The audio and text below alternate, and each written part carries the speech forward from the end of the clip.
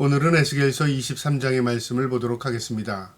이 23장의 내용은 남유다 멸망 전에 하나님께서 에스겔을 통해서 남유다의 죄악과 또 이미 멸망을 했지만 북이스라엘의 죄악이 무엇인가를 한 비유를 통해서 그들에게 경고하는 내용인데요. 오늘도 이 말씀을 통해서 우리의 죄악이 또 우리의 잘못이 무엇인가를 오늘 이 말씀을 통해서 깨달을 수 있는 저와 여러분 되기를 주님의 이름으로 축복합니다. 23장 1절에 또 여호와의 말씀이 내게 임하여 이르시되 인자야 두 여인이 있으니 한 어머니의 딸이라. 두 여인에 대한 비유인데요. 한 어머니의 딸이다. 그러니까 자매 관계라 그 말이죠. 이것은 북이스라엘과 남유다가 한 형제, 한 핏줄을 가진 형제였으나 나라가 갈려서 북쪽과 남쪽이 갈린 거죠. 마치 우리나라가 북한과 남한이 이 대한민국이 갈린 것처럼 이 이스라엘도 똑같은 상황이었습니다. 북이스라엘이 있었고 남유다가 있었습니다. 같은 형제의 국가였습니다. 그러나 이 나라가 결국 두로 나눠져서 자매 관계였지만 그러나 똑같이 서로 범죄한다는 그 내용을 오늘 이 본문의 비유로 말씀하는 겁니다. 3절에 그들이 애굽에서 음해 가던 어릴 때에 행음하여 그들의 유방이 눌리며 그 처녀의 가슴이 어루만져졌나니.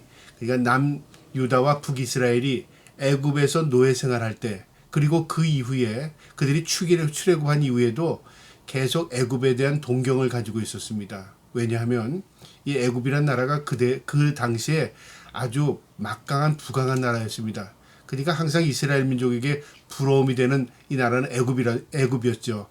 우리가 저렇게 잘 살면 좋겠다. 경제적으로 우리가 좀 부강하면 좋겠다. 또 정치적으로 또 패권국이면 좋겠다. 또 군사력도 막강했으면 좋겠다.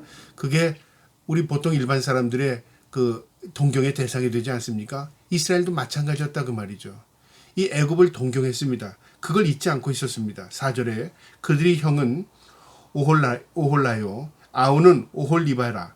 그들이 내게 속하여 자녀를 낳았으니 그 이름으로 말미암아 오홀라는 사마리아요 오홀리바는 예루살렘이라. 그러니까 오홀라는 이 자매관계 가운데서 언니인데요. 그것은 사마리아랍니다. 그러니까 북이스라엘을 의미하고요. 오홀리바는 아우입니다. 동생인데 그 의미는 예루살렘 남유다였다 그 말이죠. 그러니까 북이스라엘과 남유다에 대한 지금 비유의 예언입니다. 5절에요. 오홀라가 내게 속하였을 때에 행음하여 그가 연애하는 자 곧 그의 이웃 아수르 사람을 사모하였더니.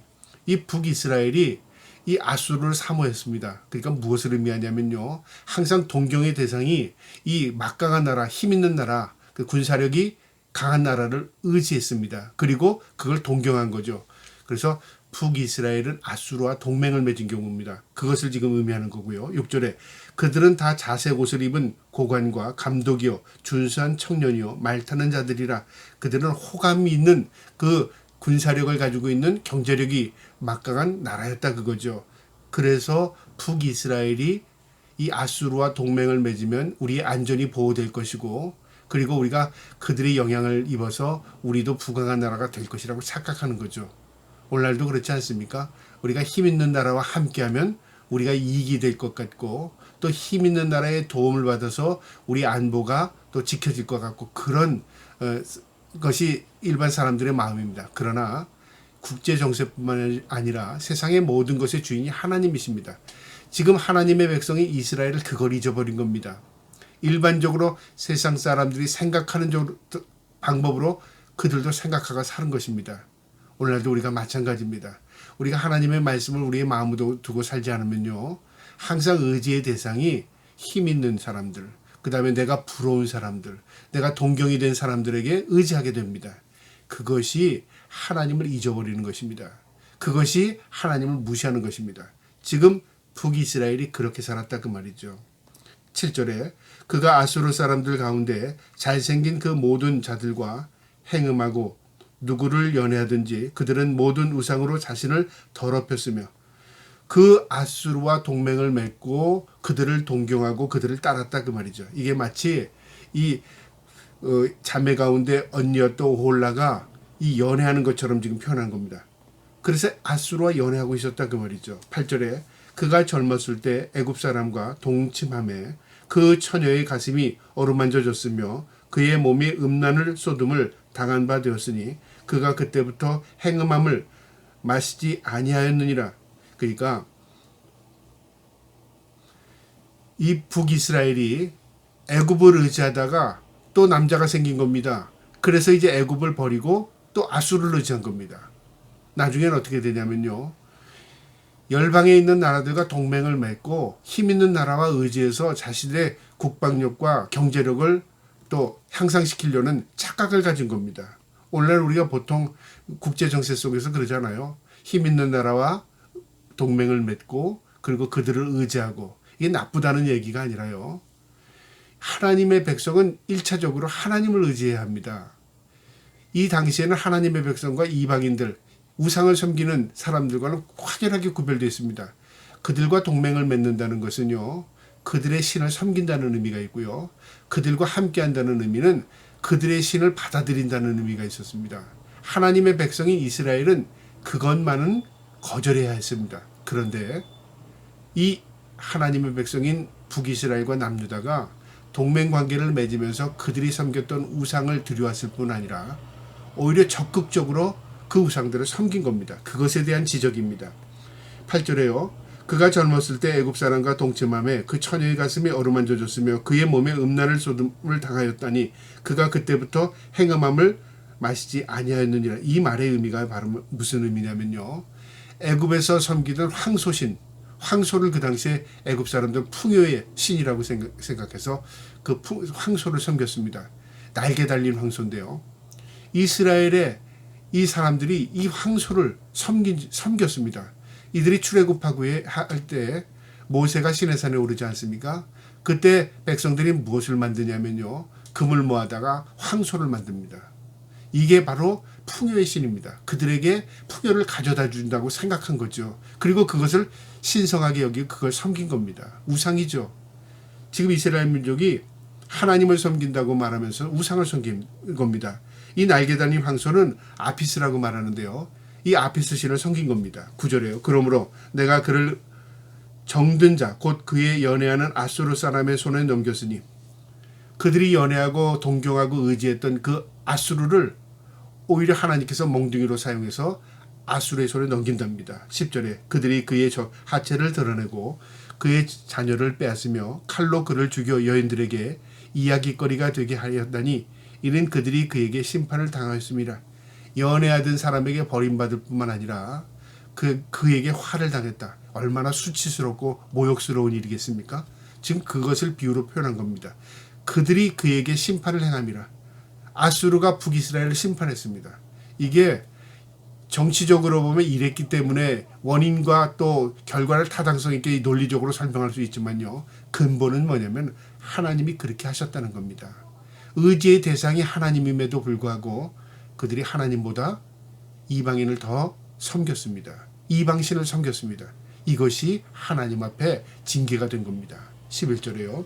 그 아우 오홀리바가 이것을 보고도 그의 형보다 음욕을 더하며 그의 형의 가늠함보다 그 가늠함이 심함으로 그의 형보다 더 부패하여졌더니라. 그의 언니였던 오홀라는 북이스라엘입니다. 북이스라엘은 이것 때문에 결국 멸망을 당했는데 남유다 이 오홀리바 동생은요 오히려 더 적극적으로 음행을 행하고 있답니다. 형님보다 더 동생이 적극적으로 우상을 섬겼다. 그것을 지금 표현한 겁니다. 북이스라엘이 무엇 때문에 망했는가를 생각하지 않고요. 오히려 남유다는 북이스라엘이 망한 이후에 더욱 적극적으로 우상을 섬긴 겁니다. 하나님 지금 그것을 지적하는 겁니다. 12절에요. 그가 그의 이웃 아수르 사람을 연애하였나니 그들은 화려한 의복을 입고 고관과 감독이요 말 타는 자들과 준수한 청년이었더라. 이 아수르 사람들이 북이스라엘을 멸망시켰습니다. 그러면 남유다가 경고, 이 메시지를 받아들여야 되는데요. 오히려 힘 있는 나라라고 착각한 거죠. 그래서 아수르와 연애한 겁니다. 그러니까 언니를 버린 사람을 자신의 애인으로 받아들인 것과 똑같은 겁니다. 지금 그런 상황을 지금 이 비유로 표현한 겁니다. 아수르를 의지했습니다. 이 남유다가요. 13절에 그 두 여인이 한 길로 행함으로 더러워졌음을 내가 보았노라. 한 길로 행했다는 것은 망할 길로 행한 겁니다. 언니가 그것 때문에 망했는데 동생이 그 망한 길로 똑같이 가고 있다 그 말이죠. 참 어리석지 않습니까? 우리 사람들도 그런 어리석음을 범할 때가 있어요. 우상을 섬기고 그 다음에 하나님을 저버리고 그리고 믿음을 저버리고 살아갈 때 고통이 있는데 그걸 깨닫지 못하고요. 어떻게 살아가냐면 세상 사람처럼 살아갑니다. 오히려 더 적극적으로 신앙을 버리고 세상 사람처럼 살아갑니다. 이게 참 어리석은 길이라 그 말이죠. 멸망의 길로 치닫는 겁니다. 그걸 하나님이 지금 지적하는 겁니다. 14절에요. 그가 음행을 더하였음은 붉은색으로 벽에 그린 사람을 형상 곧 갈대아 사람의 형상을 보았음이니 이 북쪽에 있는 바벨론이나 아수르는요 문화가 발전했기 때문에 건물을 지을 때 항상 벽화에다가 자신들의 군대의 그 호전적인 모습을 조각했습니다. 그러니까 이방들 사신들이 와서 그것을 보게 되면 어떻게 보냐면 부러운 거죠. 군대가 호전적이고 그 다음에 강한 군대의 모습을 벽화로 보게 되면 우리도 저랬으면 좋겠다. 그런 동경이 되지 않겠습니까? 지금 이 남유다가 아수르를 그런 동경의 대상으로 착각하는 거죠. 마치 상사병을 가진 것처럼 의식이 없는 거죠. 그냥 무조건 좋은 겁니다. 그것에 대한 지적입니다. 15절에요. 그 형상은 허리를 띠로 동이고 머리를 긴 수건으로 쌌으며 그의 용모는 다 준수한 자 곧 그의 고향 갈대아 바벨론 사람 같은 것이라. 그러니까 이 벽화를 보고 이런 조형물을 보고요 동경하게 되는 겁니다. 우리가 선진국이라는 잘 사는 나라를 가보게 되면 건물들이 호화롭고 그 다음에 그들이 윤택하게 사는 걸 보면 어떻게 생각하냐면 내가 이 나라에 오면 잘 살겠구나. 내가 이 나라 사람이 되면 행복하겠구나. 착각을 갖는 거죠. 그래서 이민을 갔다가 그게 아니라는 걸 생각하고 다시 돌아오는 사람들도 많답니다. 그뿐 아니라요. 또 내가 그렇게 살면 좋을 것 같지만 사실 그렇게 사는 사람들은 또 다른 괴로움이 있는 겁니다. 우리가 모든 것이 풍족하면 행복할 것 같잖아요. 그런데 풍족한 사람에게 있어서의 또 고통이 있는 거죠. 우린 그것을 생각하지 못한 겁니다. 항상 동경만 하는 거죠. 그리고 그것에 대해 꿈만 갖는 겁니다. 저렇게 되면 좋을 것이다. 그런데요. 사실 우리가 온전한 분별력이 없으면 항상 만족이 없는 겁니다. 이 남유다가 동경하지 말아야 될 동경, 이 이방인들을 동경하고 있었고요. 그들이 섬기는 신을 섬겼고 그와 함께 하나님의 등을 저버린 겁니다. 하나님을 저버리고 사는 거죠. 등을 돌리고 산 겁니다. 그것에 대한 지금 지적을 하고 있는 것입니다. 16절에요. 그가 보고 곧 사랑하게 되어 사절을 갈대아 그들에게 보내매 동경했다는 거 사랑하게 됐다 그 말이죠. 그래서 그들에게 적극적으로 사신을 보내서 동맹을 맺자고 하는 거죠. 그 동맹을 맺으면 어떻게 될까요? 그들의 도움을 받으려면 우리가 조공을 바쳐야 되잖아요. 남유다가 바벨론에 조공을 바치는 겁니다. 우리가 선물을 드리겠습니다. 우리가 매년 무엇을 보내겠습니다. 우리를 지켜주세요. 결국 어떻게 되면 속국이 되는 겁니다. 지금 그런 상황이 벌어진 겁니다. 스스로 속국이 되는 겁니다. 17절에요.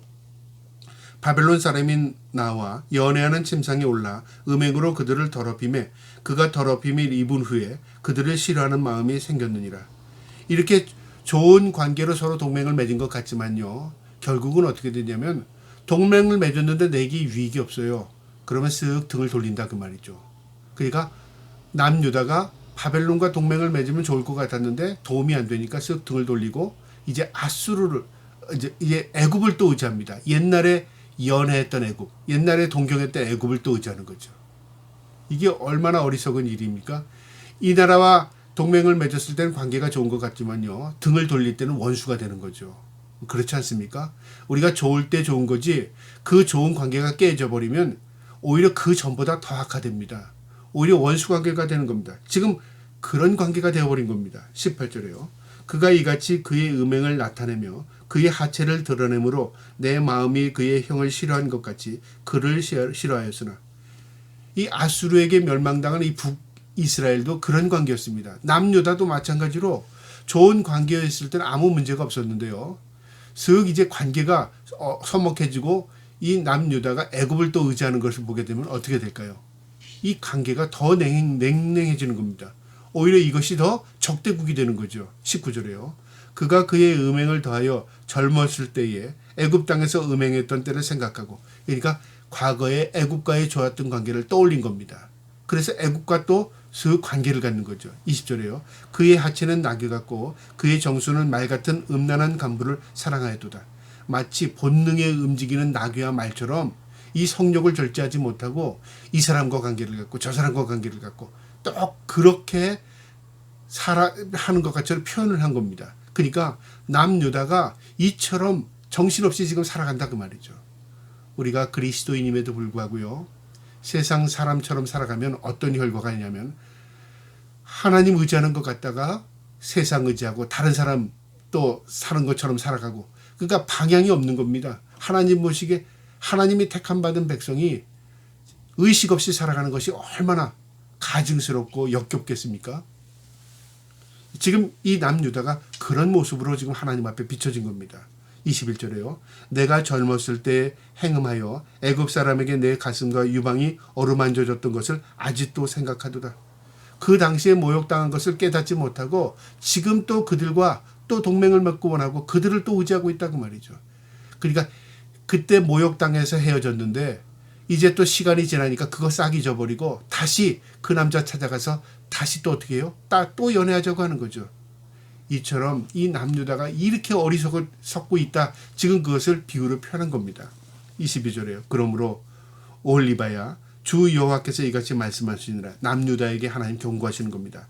너는 내가 사랑하다가 싫어하던 자들을 충동하여 그들이 사방에서 나와 너를 치게 하리니 네가 사모하고 의지했던 그 나라들이 너를 치게 될 것이다. 의지했던 나라가 어디였어요?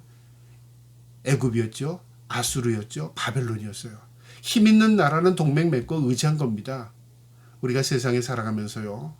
눈으로 보이는 것을 의지하고 살아가고 눈으로 보이는 것이 절대적이라고 착각하고 살아가면 이런 실수를 범합니다. 하나님이 눈에 보이지 않으니까 하나님에 대한 의식이 없이 살아가면요. 꼭 남유다가 이처럼 정신없이 살아가는 것처럼 의식 없이 살아가게 된다 그 말이죠. 23절에요. 그들은 바벨론 사람과 갈대아 모든 무리 북옷과 소아와 고아 사람과 또 그와 함께 한 모든 아수르 사람 곧 준수한 청년이며 다 고관과 감독이며 귀한 유명한 자요 다 말타는 자들이라. 그러니까 하나님께서 이 남유다의 정신을 차리게 하기 위해서 그 의지하는 나라에게 오히려 고통을 당하게 하겠다 그 말이에요. 그럼 그 말입니다. 24절에 그들의 무리가 병거와 수레와 크고 작은 방패를 이끌고 투구 쓴 군대를 거느리고 치러 와서 너를 에워싸리라. 내가 재판을 그들에게 맡긴즉 그들이 그들의 법대로 너를 재판하리라.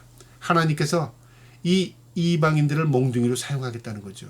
하나님의 백성이 정신 차리지 않고 살아가니까 이방인들로부터 어떻게 되냐 모욕당하게 만들고 이방인들로부터 고통당하게 만들어서 어떻게 해요?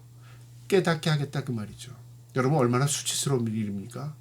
하나님의 백성은 빛과 소금으로 살아야 되고 세상 사람들에게 하나님을 증거해야 되고 그 다음에 하나님의 사람의 그 거룩을 보여주면서 살아야 되는데요. 거꾸로 우리가 그렇게 살지 못하니까 세상 사람이 우리를 모욕하고 세상 사람들이 우리를 멸시하고 그리고 우리가 하나님의 영광을 가리고 있다 그 말이죠. 지금 그런 내용입니다. 이방인들을 심판의 도구로 사용하신답니다. 25절에요. 내가 너를 향하여 질투하리니 그들이 분내어 내 코와 귀를 깎아버리고 남은 자를 칼로 엎드려뜨리며 내 자녀를 빼앗고 그 남은 자를 불에 사르며 치욕과 모욕을 당하게 한다는 거죠. 실질적으로 바벨론의 침공을 통해서 이 남유다는 짓밟힙니다. 처참하게 짓밟히고요. 고통 가운데 임하게 되고요. 흩어지고요. 그리고 고통과 아픔이 처절하게 드러납니다. 굶주려서 자식 잡아먹게 되는 일이 벌어지고요. 성 안에서요. 굶주려서 죽는 일이 벌어지고요.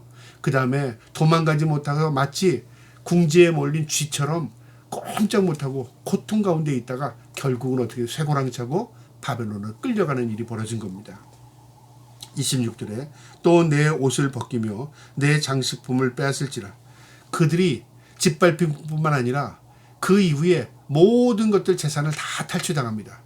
그러니까 바벨론이 모든 걸 빼앗아가는 거죠. 27절에 이와 같이 내가 내 음란과 애굽 땅으로부터 음행했던 것을 그치게 하여 너로 그들을 향하여 눈을 뜨지 못하게 하며 다시는 애굽을 기억하지 못하게 하리라. 내가 의지하는 대상을 다시는 기억하지 못하게 하리라 그 말이죠. 등을 돌리고 애굽을 의지했는데 애굽이 도움이 되는 것커녕 오히려 이것 때문에 바벨론으로부터 침공을 당했어요. 더 화를 당하죠. 그리고 다시는 그들이 기억할 수 없을 정도로 처참하게 된다 그 말이죠. 28절에 주 여호와께서 이같이 말씀하시니라.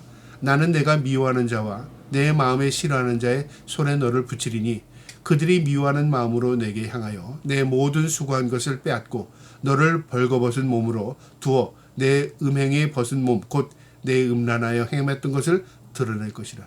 너의 음행, 너의 모든 잘못을 수치스럽게 드러나게 할 것이다. 하나님께서 바벨론을 통해서 그렇게 만든다는 거죠. 30절에 내가 이같이 당한 것은 내가 음란하게 이방을 따르고 그 우상들로 더럽기 때문이라. 그 이유에 대해서 말하는데 음란을 행했답니다.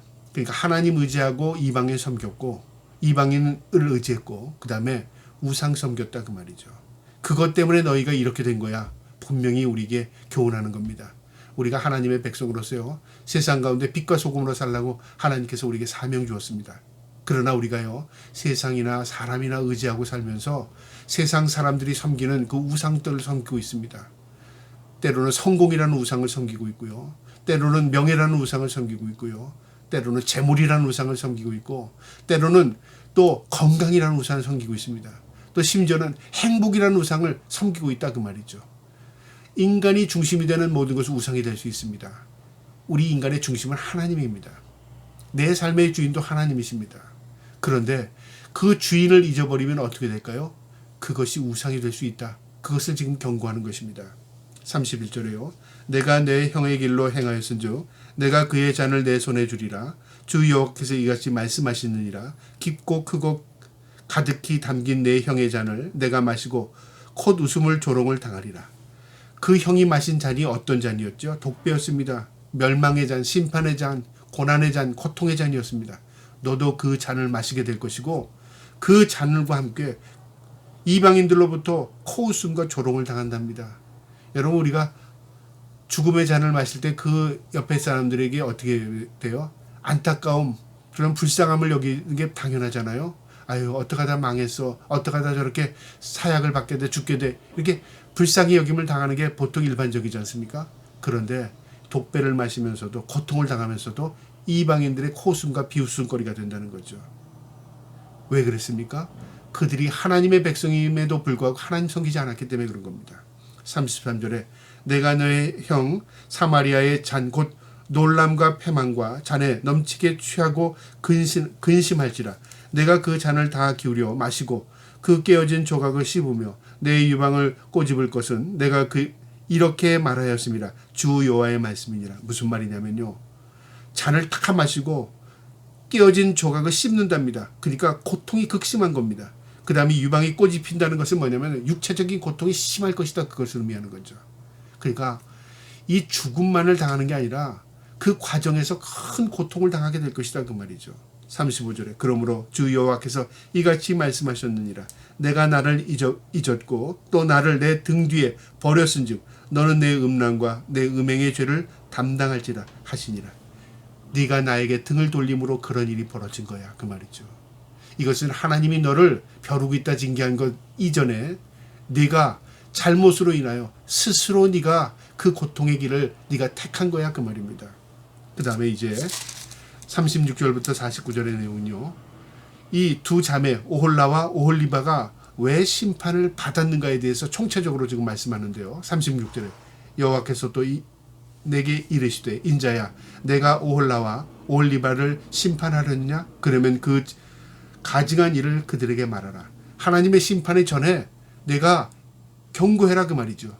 그들이 행음하였으며 피를 손에 묻혔으며 또 우상과 행음하며 내가 낳아준 자식들을 우상을 위하여 화제를 살렸으며 범죄하고 우상 섬기고 적극적으로 하나님의 등 돌리고 그 다음에 심지어는 자기 자식을 이 화제로 드렸답니다. 제물로 바치고 이 이방인들이 하는 아주 극심한 하나님이 미워하시는 이 우상 숭배를 적극적으로 이스라엘 민족이 행했다 그 말이죠. 그러니까 구별된 게 없는 겁니다. 거룩한 게 아예 없는 겁니다.